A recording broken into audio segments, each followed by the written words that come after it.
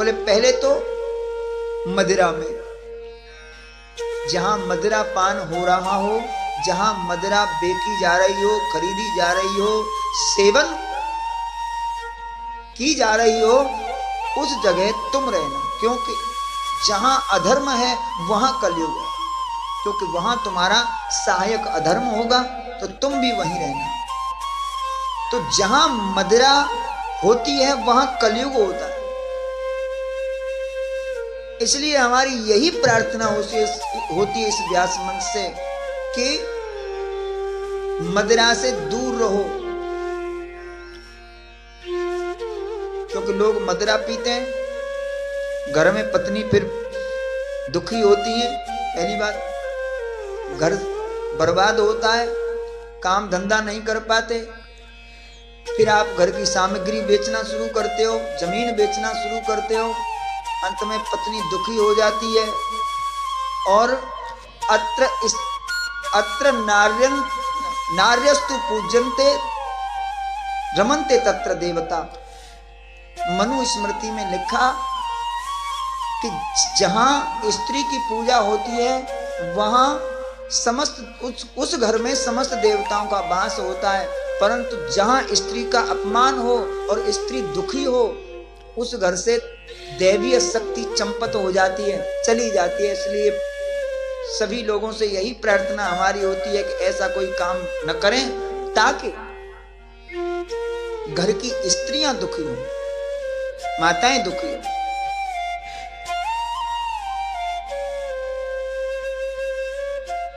पहला काम। दूसरी बात यह है कि ये मदिरा मनुष्य के लिए बनाई नहीं गई है। ये मदिरा मानव के पीने का पदार्थ नहीं है, ये मदिरा राक्षसों के पीने का पदार्थ है। ये समुद्र मंथन के समय समुद्र से निकाली हुई 14 रत्नों में से एक रत्न है, और उस रत्न को भगवान ने राक्षसों को दिया, दानवों को दिया। तो ये मदिरा जो है राक्षसों की संपत्ति है, इस पर तुम अपना अधिकार मत जमाओ, ये बेईमानी है। दूसरे का हक तुम खा रहे हो, इसलिए तुम अपराधी हो, दंड के पात्र हो। तो एक तो तुम दंड के पात्र हो क्योंकि तुम दूसरे की संपत्ति का सेवन कर रहे हो, दूसरे के खाद्य पदार्थ को खा रहे हो, दूसरा पत्नी को कष्ट दे रहे हो, माता पिता को कष्ट दे रहे हो, तो ये तुम पाप कर रहे हो। तो जहां तक बन सके इस मदिरा से बच के रहना। दूसरा स्थान दिया जुआ।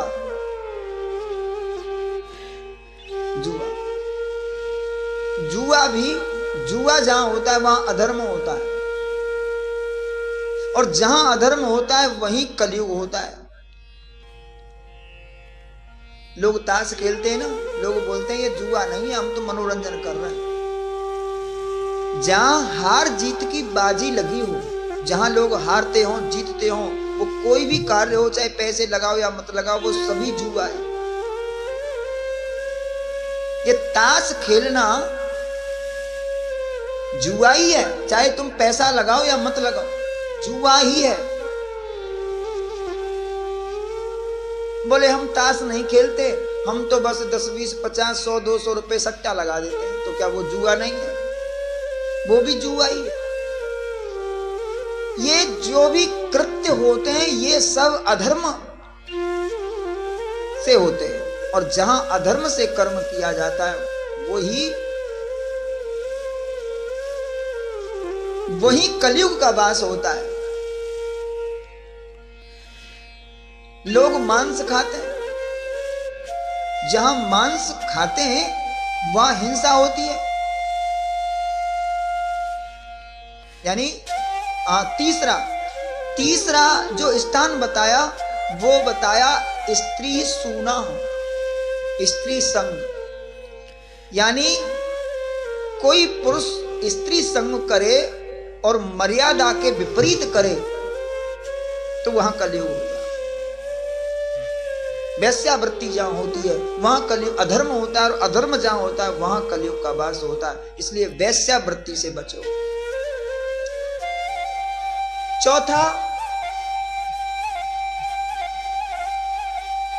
चौथा जहां हिंसा हो रही हो, कोई व्यक्ति किसी को मार रहा हो, किसी जीव की हत्या हो रही हो, वहां भी कलयुग होता है, क्योंकि वो अधर्म है किसी जीव की हत्या करना। और जो मांस खाते हैं ना वो भी उस हत्या के भागीदार हैं। लोग कहते हैं कि नहीं हम तो बस खाते हैं, काटते थोड़ी है, काटता तो कोई और है। तो जो काटता है वो किसके लिए काटता है? तुम्हारे लिए। अगर तुम खाना छोड़ दो तो वो काटना छोड़ देगा। ऐसे ही है। जब मांस खरीदने वाले नहीं रहेंगे तो लोग खामेखा क्यों काटेंगे? जब काटने वालों को दिखाई देता है कि खाने वाले आएंगे, हमको पैसे देंगे और ये ले जाएंगे, तो आप वो काटते हैं। इसलिए जो पाप हिंसक जानवर काटने वाले को लगता है उतना ही पाप खाने वाले को भी लगता है, और उतना ही पाप उसको लगता है। कोई माता कहे कि हम तो खाती नहीं है, हमारे वो खाते हैं, हम तो सिर्फ बनाते हैं। जितना पाप काटने वाले को लगता है उतना ही पाप खाने वाले को लगता है, और उतना ही पाप बनाने वाले को भी लगता है।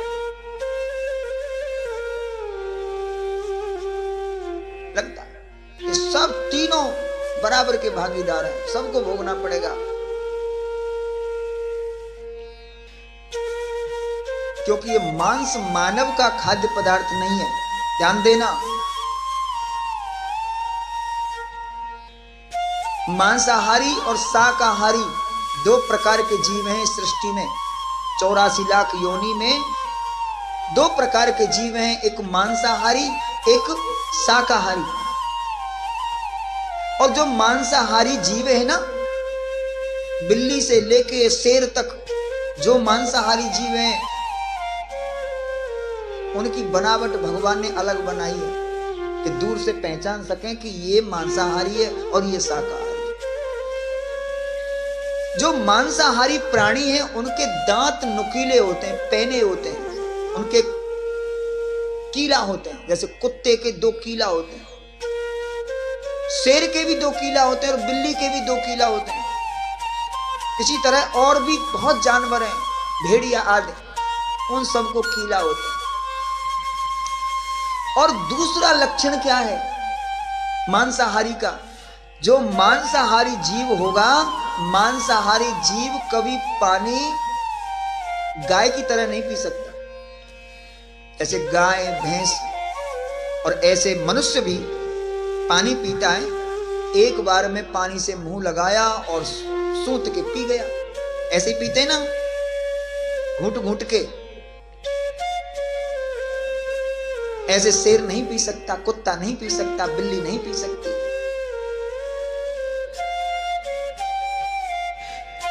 ये अंतर है। जो जीव से चाट चाट कर पानी पिए, चपड़ चपड़ करके पीते हैं ना कुत्ते, जो चाट चाट के पानी पिए वो मांसाहारी, और जो पानी से मुंह लगा के घूंट घूंट के पी जाए वो शाकाहारी। अच्छा, हमारे जितने भाई मांस खाते हैं उनको पूछा जाए कि क्या तुम चाट चाट के पानी पीते हो? नहीं पीते तो फिर तुम मांसाहारी कैसे हो गए? अच्छा, कुछ लोगों का मानना है कि प्राचीन काल में जो राजा होते थे वो शिकार खेलने जाते थे, और शिकार खेलने जाते थे तो वो हिरण आदि मार के लाते थे और वो खाते थे। दशरथ के घर में नारायण की सेवा हुआ करती थी। महाराज दशरथ के घर में नारायण की सेवा हुआ करती थी। तो पहली बात तो उसके महाराज दशरथ कोई हिंसा कर ही नहीं सकते थे। यदि वो हिंसा करते और उनकी रसोई में मांस बना हुआ होता और वो खाए हुए होते तो राम का जन्म उस परिवार में तो कम से कम नहीं होता। तो फिर महाराज दशरथ शिकार खेलने क्यों जाते थे? देखो, महाराजाओं के शिकार खेलने का मतलब ये नहीं कि वो मांसाहारी थे। क्षत्रिय मांसाहारी नहीं होते। वो क्षत्रिय जो शिकार खेलने जाते थे उनका एक अलग उद्देश्य था शिकार खेलने का। क्या?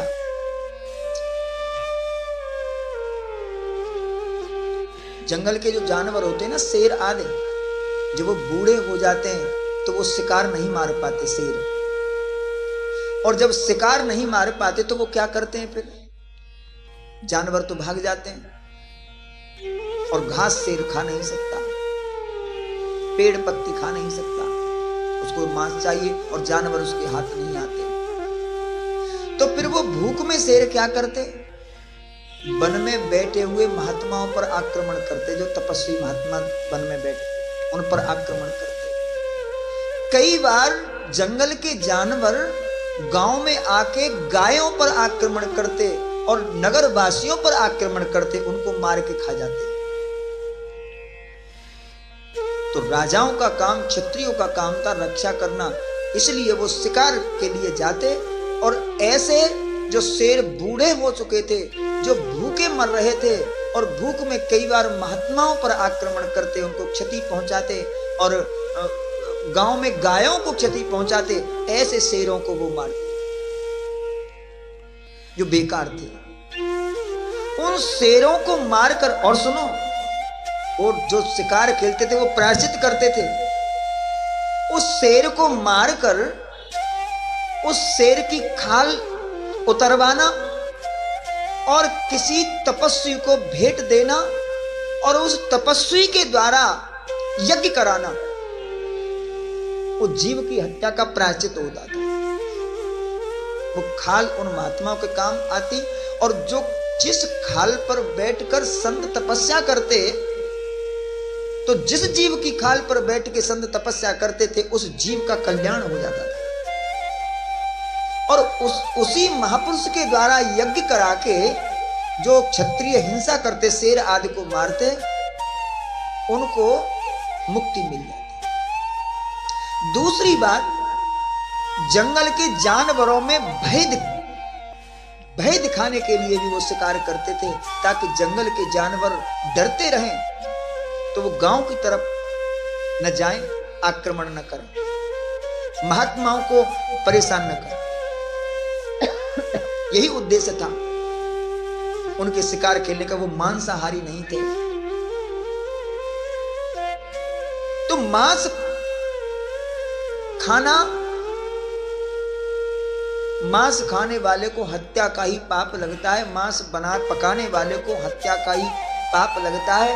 इसलिए ये मानव मांस खाने के लिए नहीं बना है, ये शाकाहारी है, इसे फल खाना चाहिए, अन्न खाना चाहिए। ये सब जो भगवान ने हमारे लिए, मनुष्य के लिए बनाई है, उसे खाओ। और ये मनुष्य इतना बेईमान,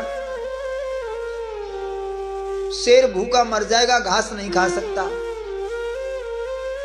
भूखा मर जाएगा शेर, घास नहीं खाएगा, पत्ती नहीं खाएगा। गाय भूखी मर जाएगी, भैंस भूखी मर जाएगी, लेकिन मांस नहीं खाएगी।